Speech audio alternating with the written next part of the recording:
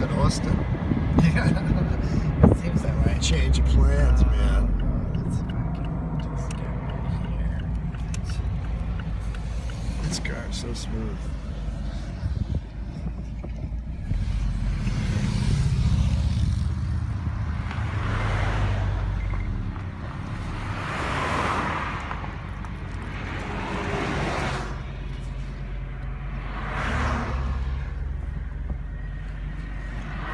Okay. But like, so this is private property. Who knows how far back that road goes?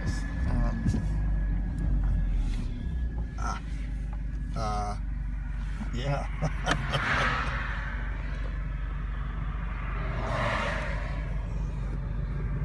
You're okay ahead.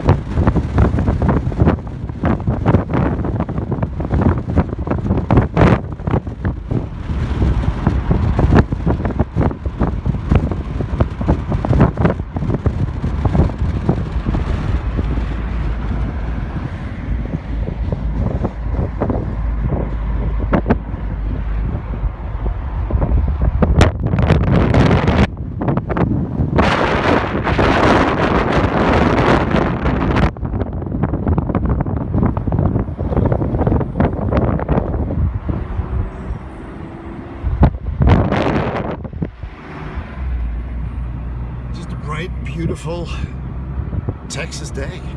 Just bright and beautiful. It's 84 degrees. And it's March 17th. This is the first St. Patrick's Day that I have spent where it's 84 degrees.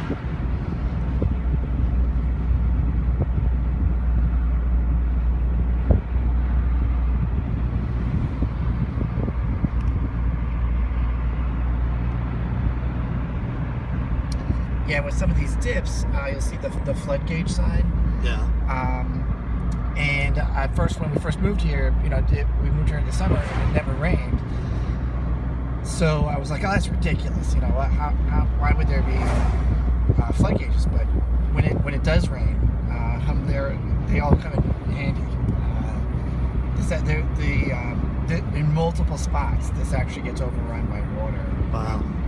During a strong thunderstorm. Yeah. In fact, the bar that we passed, the Rusty Spur, becomes landlocked. So if you time it right and you go out, you can have a legitimate excuse for staying out super late because you won't be able to get back. Oh man! So all these washes fill up, huh? And they spill over.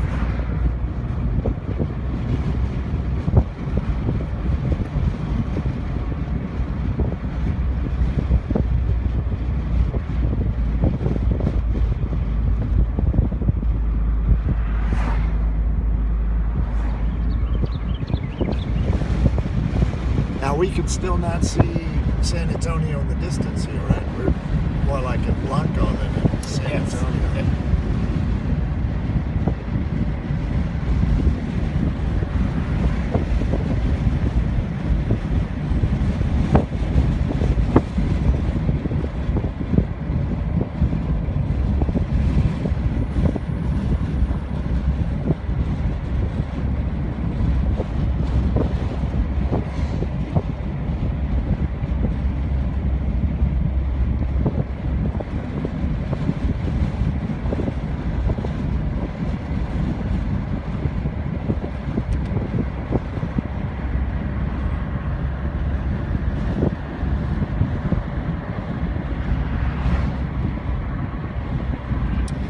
as you get farther north,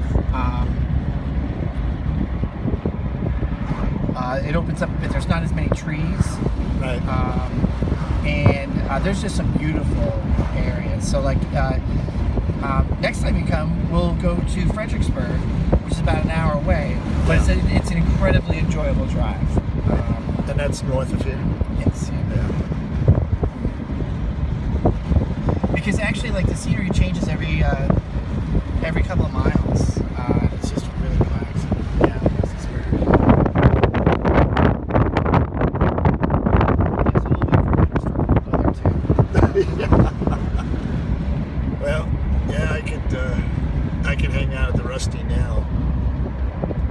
That's great. That's a great excuse to have.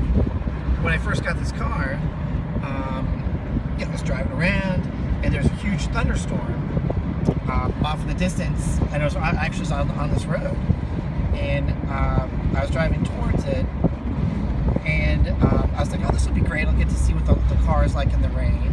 Well, with the top up. Okay, top up. That's important. And like sometimes you hear the rain on the convertible top, and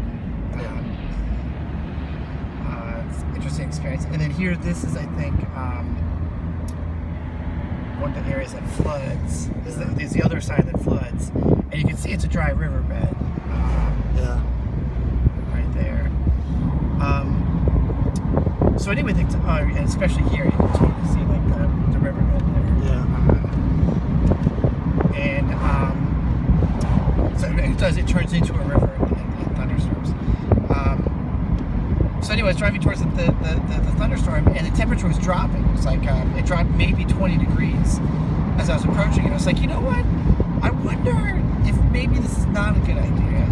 And I was like, does it hail in Texas? And I was like, no. What are the odds of that? And before I could even start thinking about changing my mind, like the thunderstorm was actually starting to surround the area, and then of course it starts to hail. You were in it. Yeah. And the car is 48 hours old, and there's not really any place to go where I can park under any kind of cover. And then so I was like, I'm such an idiot. I actually willingly drove into this horrific supercell with my 48-hour-old car, and I'm not even sure that insurance is fully in effect. So I wound up racing around. I eventually found an underpass that I parked under with a whole bunch of other cars that were doing the exact same thing. Wow. And fortunately, there was no damage. Was it hail? Did it hail? Yeah, it was hail, and it was about like, pretty good size hail. And actually last year, there was a hailstorm in San Antonio that was the second most damaging hailstorm in recorded weather history. It did something approaching $1 billion worth of damage. Oh wow.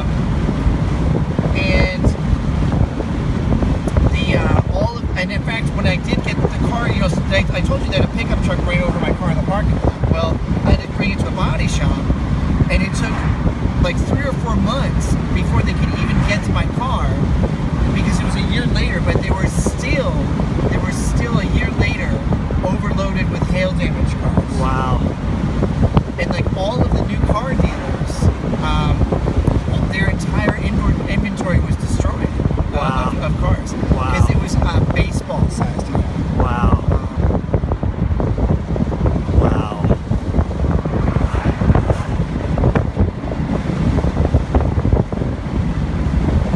Well,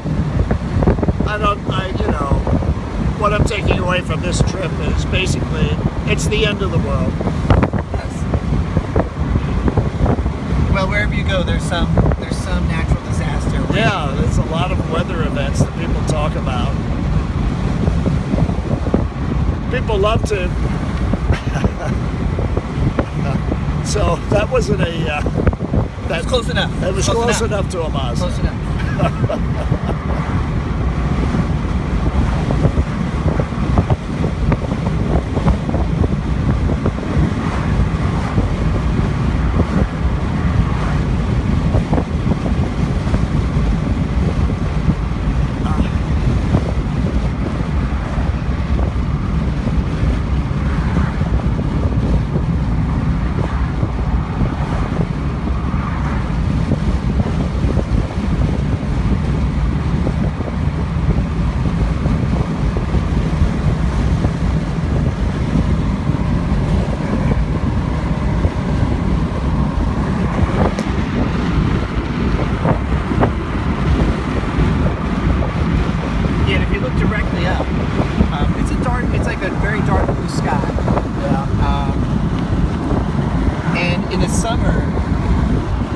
it's an even deeper shade of blue because there's just no moisture in there. Yeah.